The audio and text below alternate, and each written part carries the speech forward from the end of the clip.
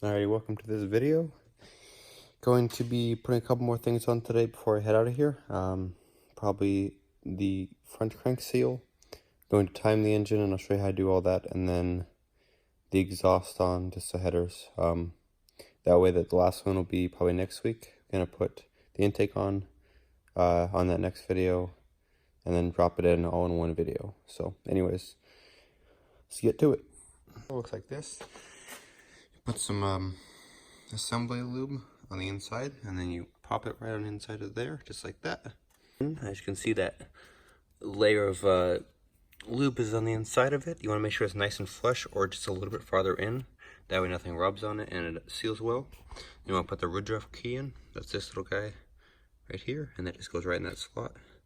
That keeps the crank gear in place. So you want to pop that down, just like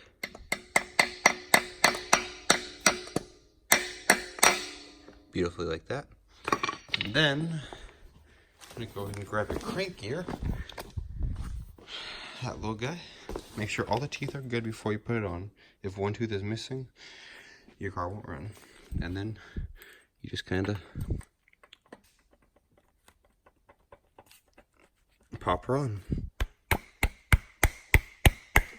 basically like that. And I'll get her on in just a second here. All right, so crank gear's all the way in. I flipped the motor around, so now it is at top dead center, as you can see, and cylinder 1. And then I put these two pulleys on. I'm working on getting this one off and putting this brand new one on. And then we put the other pulley right here, and then we put the tensioner right here, and then we'll time it. Alright, so timing, obviously you can see all the pulleys are on, tensioner's on. I got the belt started. I'm gonna line the dots up with that and with the dash on the crank gear. You want to line up this yellow line with that mark, and up here with that mark. And this one, you want to line up with that mark to here and there. And then go to this side, and you're going to turn these. These are the tension ones. So you're going to turn this one on top first. You want to line up that to that guy. And then after that, you'll want to make sure somehow you can hold that. And then you go to this one, the bottom exhaust, and then you turn that one to where it would be correct with the line going up, and then two on the side, and then you put it all back to all the rest of it on, and then you pull that little guy out, and I'll show you that in just a second. All right, now you can see it's all timed correctly. All the marks are all beautifully lined up with exactly where they need to be, as you can see on all those guys. And on automatics you're not going to have this, but on a manual you'll have a guide right here. Make sure all the guides are at a good length, they're not touching the belt, but that they are also keeping the belt on. And all these ones I did not move, so they should be just fine. I may adjust that one actually a little tighter. Anyhow, going to put this guy on now. This will sit just like this, and the Gates belt kit has a red piece in it that measures so you don't get too close and burn belt, or create friction, and also not too far, so it actually keeps it on. This thing is going to be putting these AVCS O-rings in, and then the covers, just like that. Alrighty, those are both on. Now we're going to put the covers on. You have to put the middle one on first, and then the left and the right, or the right and left, whatever order you want to.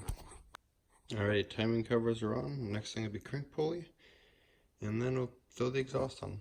Alright, so I also just swapped this coolant line over real quick, just from the water pump to the oil cooler. Next, gonna put the exhaust gaskets on, put the exhaust on. I'll show you a picture, or I'll show you that in just a moment here. Make sure this coolant line right here, this oil line is all nice and tight, which I did before. The coolant line is tight with new crush rings, and everything else is good to go back here. It's hard to get to with the exhaust on. And now we're gonna put the exhaust on here. For this motor, we have a Perrin equal length header. Just dropped it on. Sometimes it's hard to get them on. You have to put them kind of on the base of the studs on both sides and then pop it down.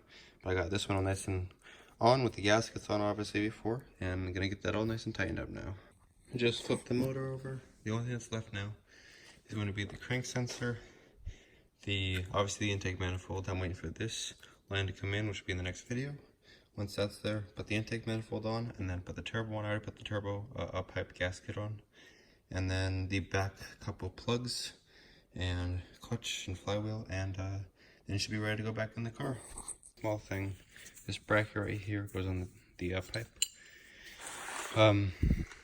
Just like that, and it just holds it in place. That way it doesn't crack, and everything's held together better. And I'll put that on, and then next video I'll show you putting the intake on and getting this all ready to go back in the car. Thank you for watching.